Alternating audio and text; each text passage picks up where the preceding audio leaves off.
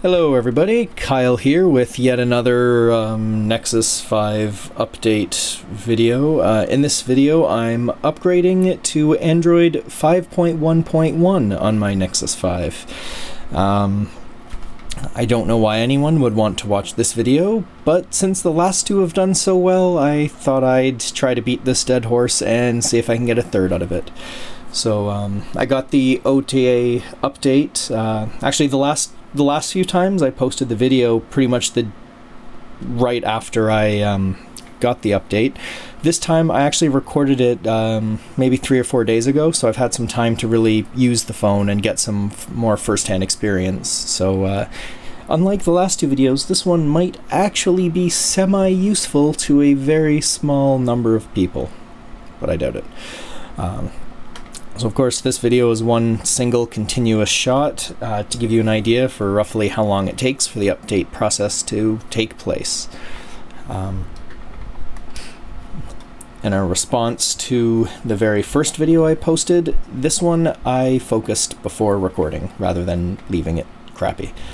So anyway, how is Lollipop 5.1.1? Well, when I first upgraded to Lollipop, I was very impressed with the visual scheme. I liked how the icons seemed to really emphasize the differences between each other, so it made icons look more different, so it was easier to find what you're looking for at a quick glance. So visually and aesthetically, I really enjoyed the bigger, brighter, bolder, more colorful Lollipop theme. However, after actually using Lollipop and not just looking at it, my impression soured rather quickly.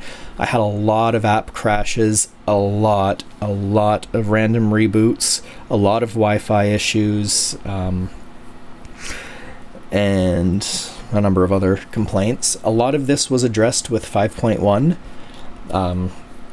I still had some app reboots and some random full system reboots, but it wasn't nearly as bad as it was in the past.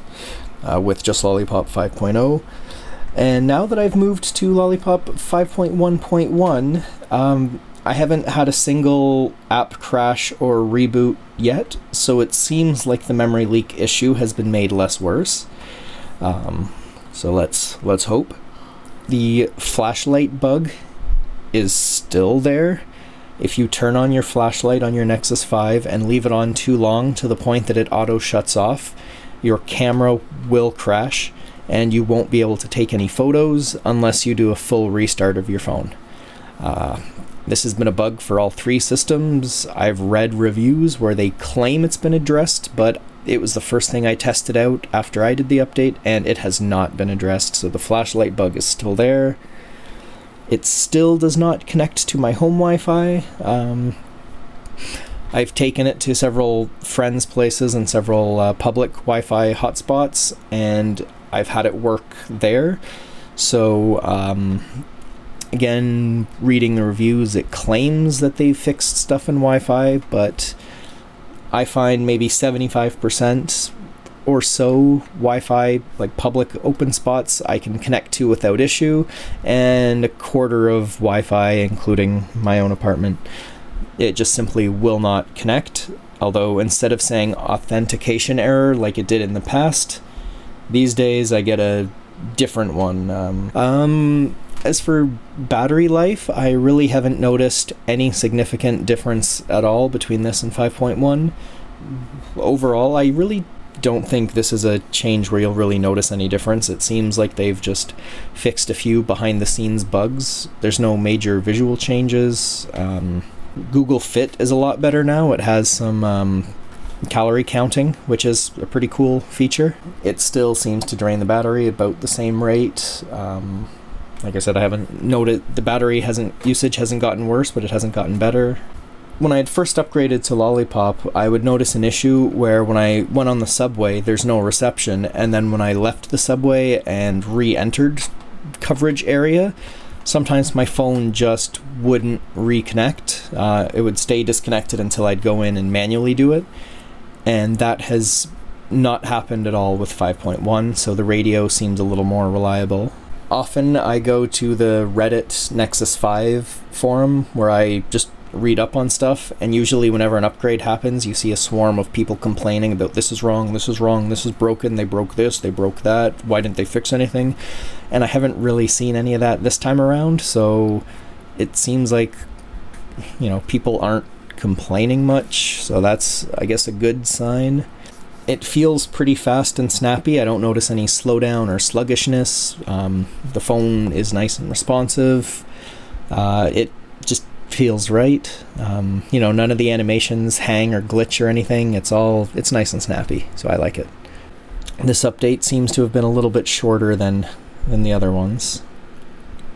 Not quite as big. Not, again, I guess the Teal Deer review is, now that it's 5.1.1 instead of 5.1, I just don't notice any difference at all. It feels like same old, same old. It's, to be honest, I've noticed the biggest difference with just the apps as they've been upgraded the last 2 months or so. You know, month view is back in calendar. That's impacted my life far more positively than this upgrade, which I haven't even noticed. But yeah, that's that's enough of me rambling on and saying the same thing over and over again. At this point, I'm just talking so the video isn't absolute silence, because I've had a few people mention that they were so bored they actually watched my previous videos all the way through, and I felt kind of bad that the audience had put more work into watching my videos than I had put into making them. So I figure if you're watching this all the way through, I at least owe it to you to watch it all the way through myself. Okay. I can't do this anymore. I'm just gonna put in some background music.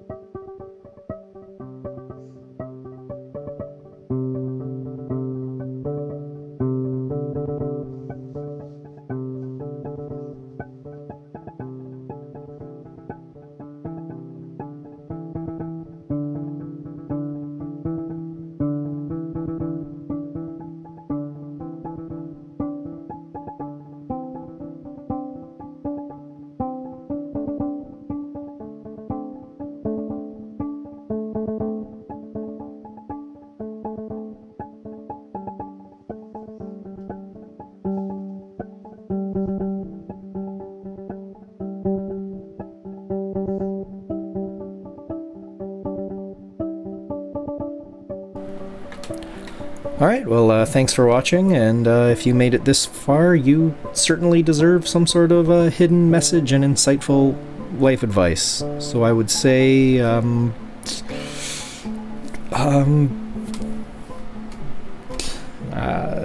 thanks for watching. I don't have anything.